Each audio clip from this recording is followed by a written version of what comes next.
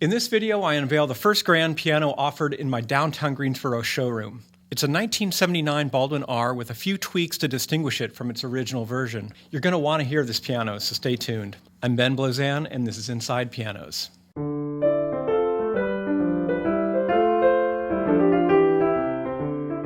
I wanted the first grand piano in the showroom to be a compelling one for the price, so maybe it's no surprise that I chose a Baldwin, because for better and for worse, they're one of the most undervalued pianos out there. I have a simple recording rig set up. It's a pair of AEA Nuvo N8s, and they run into a simple Focusrite Scarlett 2i2 preamp and converter. I'll let you hear the piano in just a second, but I want to tell you a little bit more about it first. This piano had been a neglected choir room workhorse, but I knew it would be a very satisfying transformation. In fact, one of the challenges in working on this piano was to not take it home to my living room. As soon as it started taking shape, I was instantly smitten. During the process, I actually had two different technicians tell me about their fondness for the Baldwin Model R. At 5'8", it's Baldwin's equivalent to the Steinway Model M.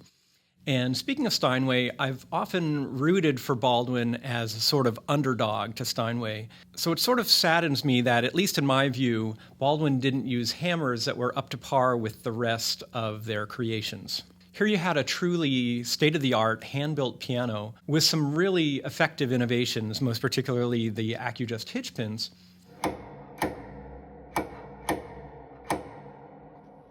But the hammers from this era tended to be dense and inert.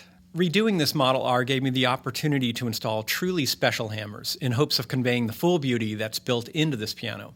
I decided to use bacon felt hammers produced by Ronson and hung them on new Renner shanks and flanges. These hammers start off very soft, akin to New York Steinway hammers, and allow you to harden them to taste, or not at all if you want a really mellow sound. I found the piano didn't really sound like a Baldwin without any hardener. But I was cautious to use a very thin hardening solution to sort of sneak up on the ideal sound. I wanted to keep the warmth and avoid pinginess.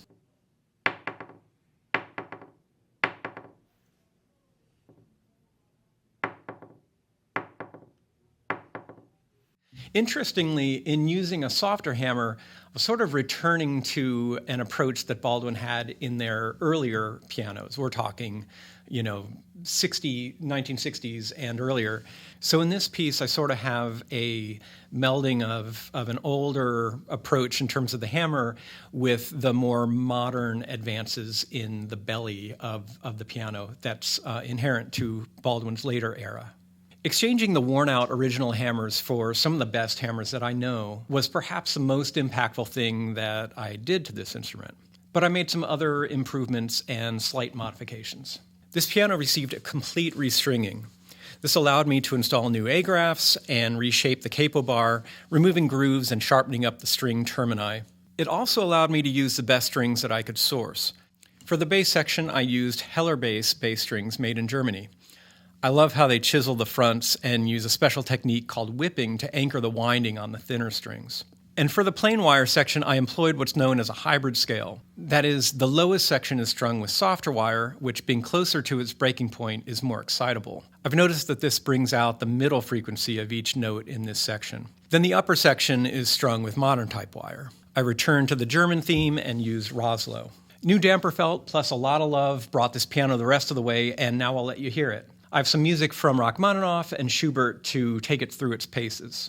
I'll start off with one of my favorite Schubert melodies. This is the opening theme from the last movement of his late A major sonata. When Baldwins are at their best, they have this warmth and nobility, a quality that I think really suits this piece.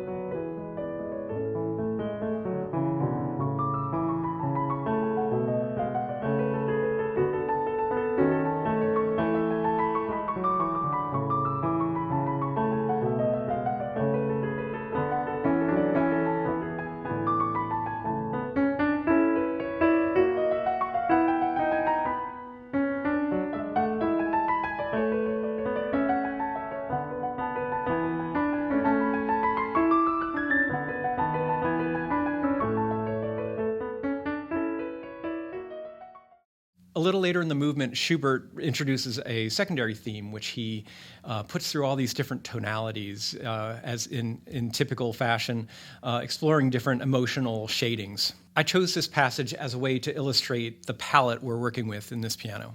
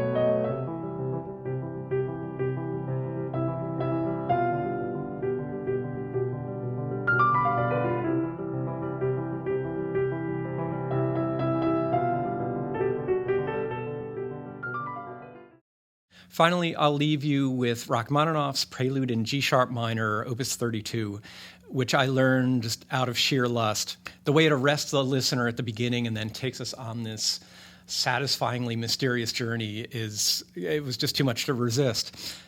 But talking about music is often such a poor substitute.